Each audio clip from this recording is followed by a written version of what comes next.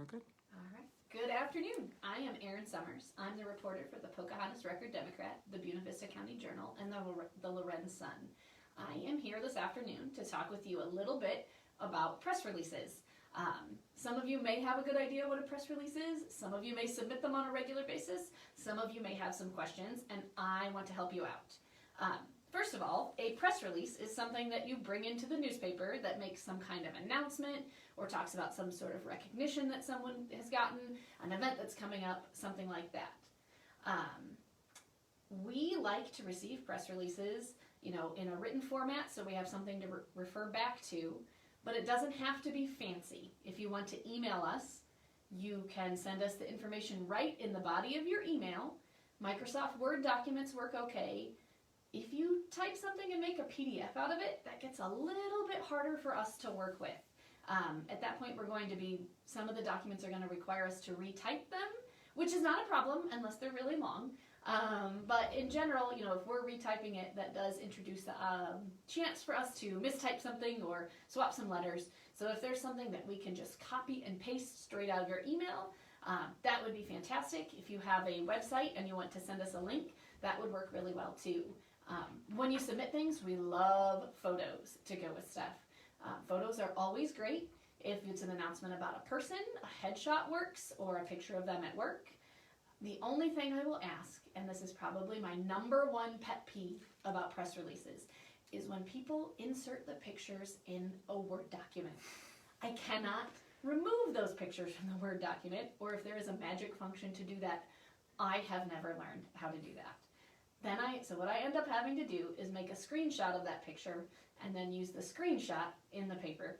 It's going to be lower quality, it's not going to look as good, and if you can send me a high quality, high resolution original photo attached to the email, that is my favorite way to receive pictures. Everyone in my office would agree. On the subject of pictures, if you need to submit several pictures, don't put more than 3 or 4 in one email. Different email programs will mark emails with too many attachments or too large of attachments as spam, so that email might never get to me.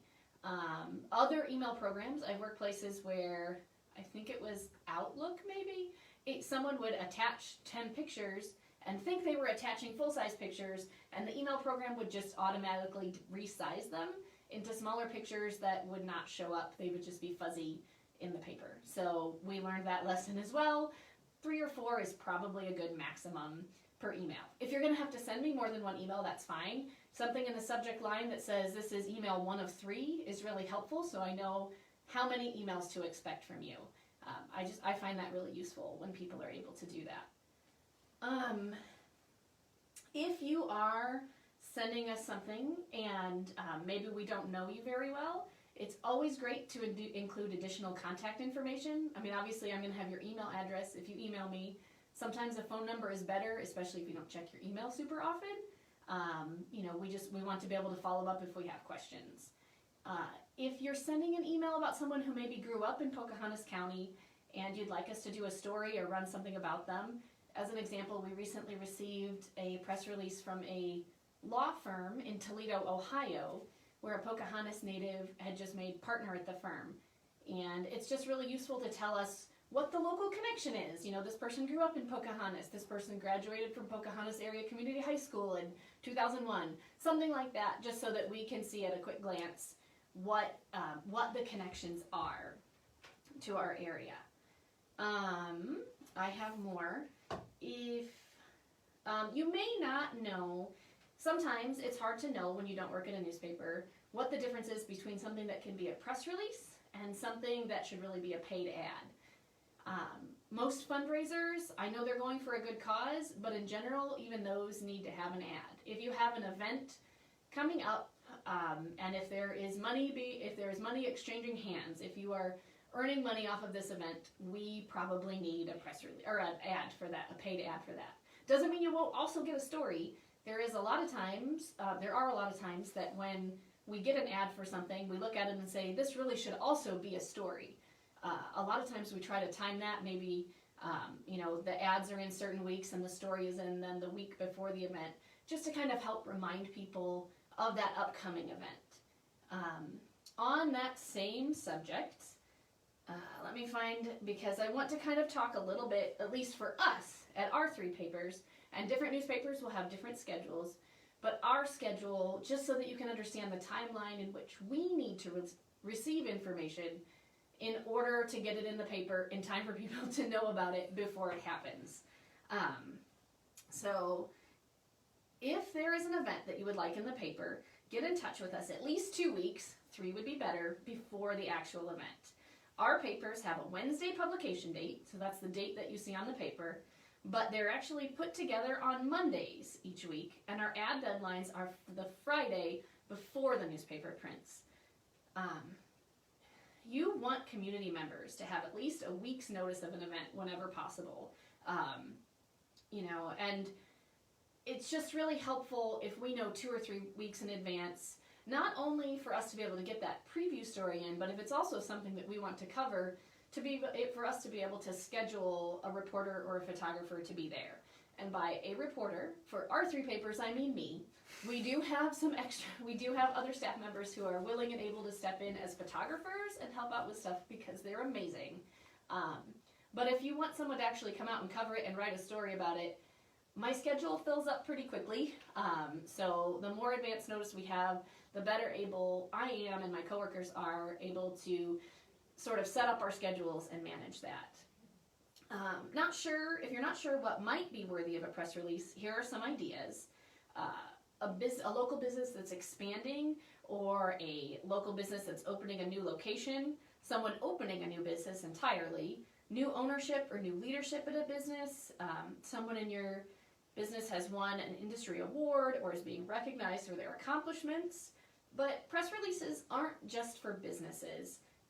We love to hear about accomplishments and awards, one for regular folks in our community who are doing things they love, people who have long-time, super interesting, and unique hobbies, and people who found innovative solutions to problems facing everyday folks in their own lives or their professional lives. I just put together a story, it's in this week's paper, about a man in town who restores these really cool old,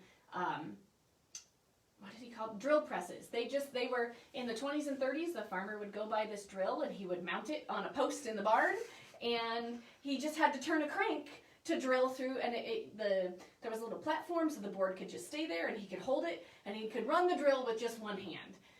It was like peak technology when these things came out, and then technology changed and they all kind of just went to rust and sat in the back of the barn, and he's come across a number of them and has started restoring them and fabricating new replacement parts for them, and they look really cool. You should really look at this week's paper. He's on the front page.